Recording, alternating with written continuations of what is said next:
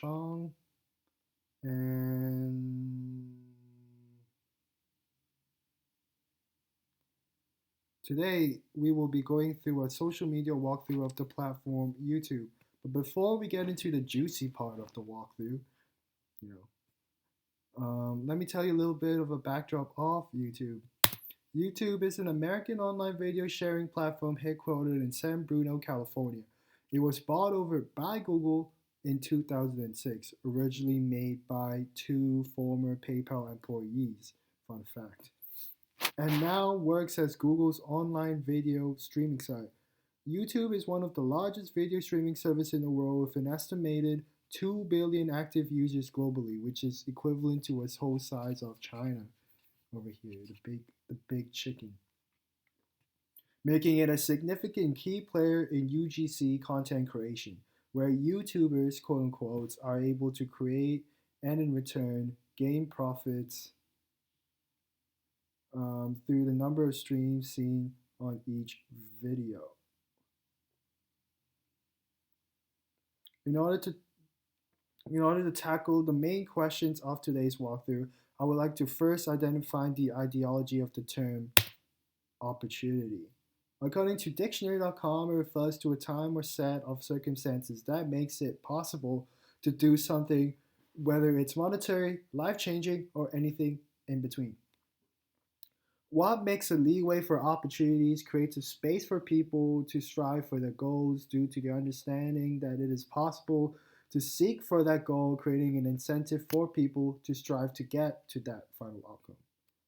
As we progress to a new era of new media, it is fair to say that technological advancement has played an important, vital role in our media landscape in terms of content, entertainment, and web browsing, as we digress to a more tech-savvy generation. Therefore, with this in mind, YouTube as a platform creates a space for content creators and marketers to make content in search of a monetary incentive to grow as a business. As you can see here in the YouTube ecosystem, it is big. It's a great site. You know, you can go up to like 56 countries, the second largest in the world, etc., etc. So, sounds pretty ideal, right? But to what extent does YouTube help provide adequate opportunities for its users? To answer that question, I will break down the walkthrough into three different components. The first one, the metrics of success or failure. The second one, the algorithm. The third one, the user friendliness. And the fourth one, the implications. By doing this, I have hopes to get to my objective through the notion that YouTube does give equal opportunities to its users through an open source platform. Okay, so the first one is the metrics of success and failure, right? In relation to the walkthrough metrics, it is obvious to see that success was achieved in correlation to video uploads and equal opportunities through the whole upload process, as seen in the upload options on the top right-hand corner on the YouTube homepage. Whilst clicking the camera icon, the users have an option to either upload a video or go live, interacting with its audience. Upon clicking the upload option, YouTube will ensure that the video is age-friendly through the two checkboxes in the video options as seen here. So if you satisfy all requirements, you can like check it. Video elements, check visibility, etc.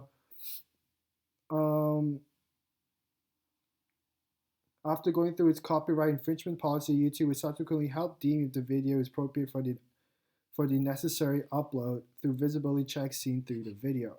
If everything is checked and it is criteria and is all good to go, you will be able to share your video through other social medias internationally, which options include VK, KakaoTalk, Telegram, Reddit, Facebook, etc. Located on the far left on the upload option, we as the users and streamers and people who stream are given the option for playlist creations, monetization, subtitles, analytics, and all these fun stuff, all these great stuff. Giving it a success in the metric scales is fairly easy and straightforward to use, and kind of shows that it gives equal opportunity for everyone. I think it's pretty good. Second one, algorithm. Algorithm refers, according to dictionary.com, refers to a process or set of rules to be followed in calculations or other problem-solving operations seen and used by a computer. In terms of software, YouTube's algorithm is basically a real-time feedback loop that processes videos based on the individual's different interests. As I use YouTube pretty bloody religiously, you often hear content creators say these three words: like, comment, and subscribe, which are often said in regards to uplifting the software's algorithm, as YouTubers will often get their content suggested based on similar themes and video streams as seen in the suggested column right next to the YouTube video. As long as it satisfies YouTube community guidelines, hence making it an important factor in their respective YouTube careers. Number three, it's user friendliness. It is hella simple. It is really easy to use. Um, The software itself is very user-friendly and easy to use due to its program coding of the website. During my observation and experiment, I can hereby adhere that the website was created in regards to the website user-friendly convenience for both streamers and content creators alike, creating an easy platform with a great base for content creators to both upload and share content in regards to video sharing pursuit in in turn gaining monetary profit, creating an equal baseline for both marketers and creators to upload and gain profit through the respective means from a through an open source platform just like YouTube.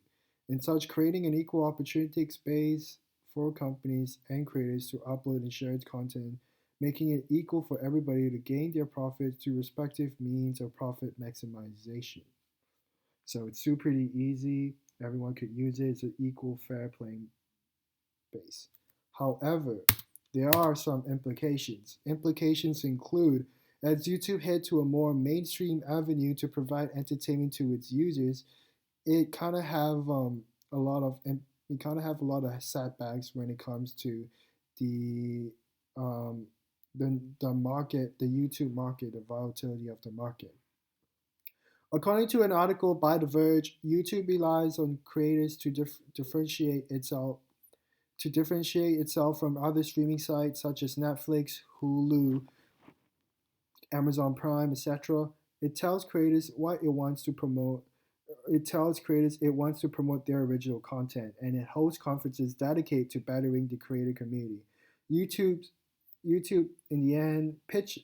On the other hand, as we move on to a more integrated entertainment space, YouTube pitch decks to advertisers increasingly seeming to feature videos of household celebrity names instead of their original creative amateurs. Hence, by doing so, it creates an unfair advantage for many amateur content creators, which make YouTube appalling in the first place, creating an unfair playing field for many people who wants to grow in the media platform. So, celebrities like Will Smith, Matthew McConaughey created like YouTube videos, YouTube channels, and like they're gaining more notoriety on that instead of like the OG YouTubers, you could say, the amateurs. Um, and inci- and because of this, we could tell that through an incident of this could be seen, you know, and because of this, is just create an unlevel playing field. And another reason why the YouTube is like going down and it's like in the prime years as compared to the past is an incident as it is as a it's through the community guidelines. An incident could be seen through Logan Paul's Suicide Force, where the YouTuber was culturally insensitive. As a result, creating a lot of backlash in the community, the Asian community itself. As a result, the company created multiple sets of rules and community guidelines for its users to adhere to, thus canceling a lot of them who might have a bad image for the company, and it's not as open and as liberal as before. This means that old videos such as Charlie bit my finger and Chocolate Rain won't do justice anymore as the company is favoring household celebrity as the company is now favoring household celebrity name to gain more profit and monetization. And as everyone notice and understand, YouTube is the future, or is part of the future of entertainment. And the final verdict, well, in my opinion, I believe that YouTube does create an adequate opportunity for everyone, as everyone could use YouTube based on an equal playing field. However, however, um, it is evident that YouTube creates an equal marketplace for creators and marketers alike. However, as seen from the above components, the company does in fact favor content that satisfy the community guidelines based on the content the creators create. There is a level of competition algorithm protocol one must manipulate in order to get ahead of the game, creating equal unequal opportunities for all its users, but at the same time, if you in the same time, same as everything else, if you have an edge and if you know what you're doing, you will always get ahead in time. My name is Alex Chong. Thank you for listening, and I will see you again soon.